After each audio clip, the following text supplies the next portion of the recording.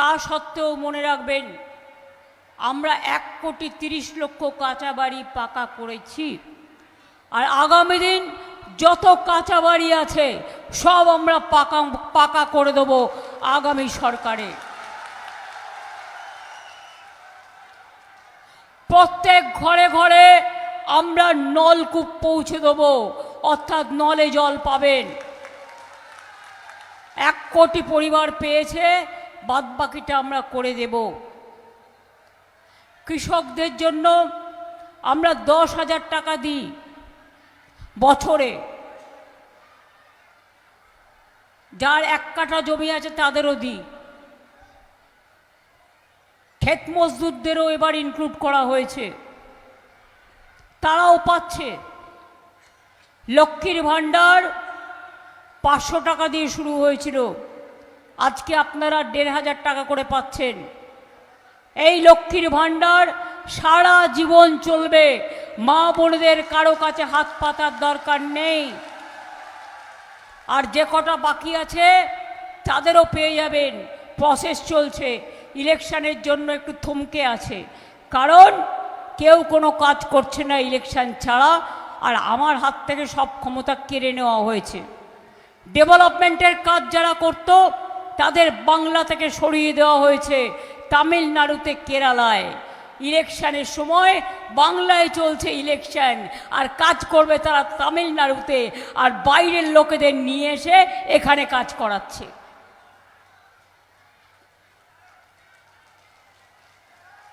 যুব সাথীরা যারা দরখাস্ত করেছেন, এটা হাত খরচ। আগামী দিন তাদের জীবিকা অর্জন করার চেষ্টা করব, এবং যারা এখনো পায়নি দরখাস্ত করেছেন তাদেরটাও তারা পাবেন। মনে রাখবেন, সাগরদিঘিতে বিদ্যুতের 5ম ইউনিটে শেষ হয়ে গেছে। অনেক ইন্ডাস্ট্রি, অনেক ক্লাস্টার, মুর্শিদাবাদ সিল্ক, মুর্শিদাবাদের ছানা বড়া, আর কেন্দ্রের হাতে আছে ফরাক্কা। ড্রেজিং করে না, পরিষ্কার করে না, প্রতি বছর জল জমে বাংলাতেও বন্যা হয়, বিহারেও বন্যা হয়। কেন্দ্রীয় সরকার 1 পয়সা খরচ করে না। আজকে বাংলা ভাষায় কথা বললে বিজেপির রাজ্যে তাকে অত্যাচার করা হয়, তাকে মেরে ফেলা হয়। মুর্শিদাবাদের কত শ্রমিককে মারা হয়েছে। বাংলা থেকে একজন ভদ্রলোক আইটিতে কাজ করে, তার মেয়েকে নিয়ে গিয়েছিল, তাকে দিল্লির নওদায়, গাজিয়াবাদে একটা হোটেলে প্রবেশ করতে দেয়নি, তারা বাংলা ভাষায় কথা বলেছে বলে।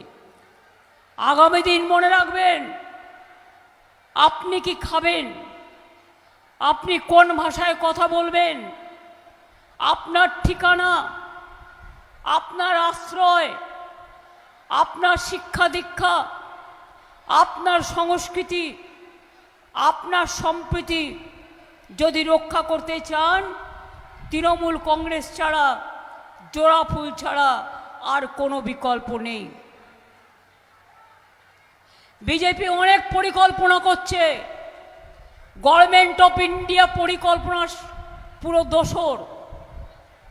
অমিত শাহ চক্রান্তের ব্লুপ্রিন্ট তৈরি করছে।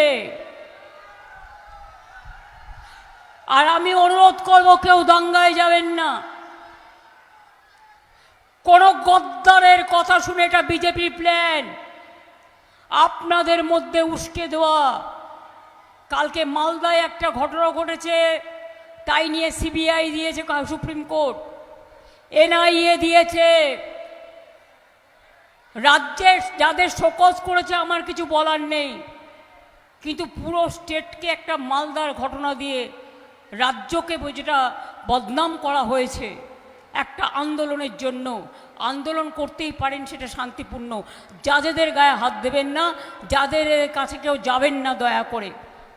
আপনার ক্ষোভ থাকতে পারে, আপনার দুঃখ থাকতে পারে, আপনাদের অনেকের ভোটার লিস্ট থেকে নাম কেটেছে, সেই জন্য রাস্তা থেকে সুপ্রিম কোর্ট পর্যন্ত আমরা লড়াই করেছি, লড়াই করার ফলে 22 লক্ষ লোকের নাম ঢুকেছে।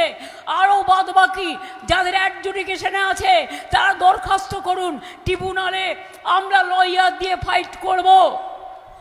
বিজেপি জানে মুর্শিদাবাদ থাকলে ও আম পেড়ে খেতে পারবে না। বিজেপি জানে মালদা থাকলে ওর গতি হবে না। বিজেপি জানে উত্তর দিনাজপুর কাটো, মালদা কাটো, মুর্শিদাবাদ কাটো। ভাবছেন শুধু আপনাদের এখানে ভোট বাদ দিয়েছে? আমার ভবানীপুর কলকাতা 40,000 ভোটারের নাম বাদ দিয়েছে। এবং এটা তো ফ্যাক্ট, উকুন বাছার মোছো। অনেক মানুষের ভোট বাদ দিয়েছে, তার মধ্যে সংখ্যালঘুদের সংখ্যা বেশি।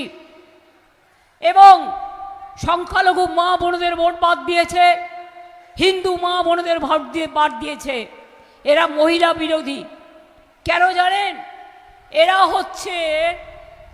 এরা ধরুন কোনো মেয়ে বিয়ে করেছে, বাপের বাড়ি ছেড়ে শ্বশুর বাড়ি গেছে, তার নামটা তার বাড়ির ঠিকানা বদল হয়েছে বলে বাদ দিয়ে দিয়েছে। কোনো মহিলা বিয়ে করেছে, শাদী করেছে, তার নিকাহ হয়েছে, তার টাইটেলটা তারা চেঞ্জ করেছে, তাদের বাদ দিয়ে দিয়েছে। বানান ভুল নিজেরা করেছে লিস্ট, এআইকে দিয়ে। মনে রাখবেন, যদি কোনোদিন দেখেন আমি দাঁড়িয়ে বক্তৃতা দিচ্ছি, আমার মতো ছবি দেখাবে, আমার কথা নকল করে দেখাবে, এগুলো রোবটের কাজ, এআই এর কাজ। বিজেপি এই নোংরা খেলা খেলে, চিরদিন খেলে। আর ধর্মে ধর্মে ভাগ করে, ধর্মে ধর্মে বিভাজন করে, কাজ করে না, একটা কাজ করেনি। 15 লক্ষ টাকা করে দেবে বলেছিল, 1 টাকাও দেয়নি। 1000 টাকা করে আধার কার্ড নিল আপনাদের, 4টে করে ফটো, আর আজকে বলছে আধার কার্ড হবে না। নোটবন্দির নামে ভোটে দাঁড় করালো, আর এখন এসআইআর করে ইলেকশনের আগে সর্বনাশ করলো।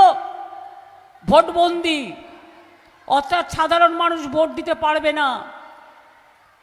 চারিদিকে ইডি রেড করাচ্ছে ইলেকশনের সময়, ক্যান্ডিডেট থেকে শুরু করে আমাদের আইটি এজেন্সি।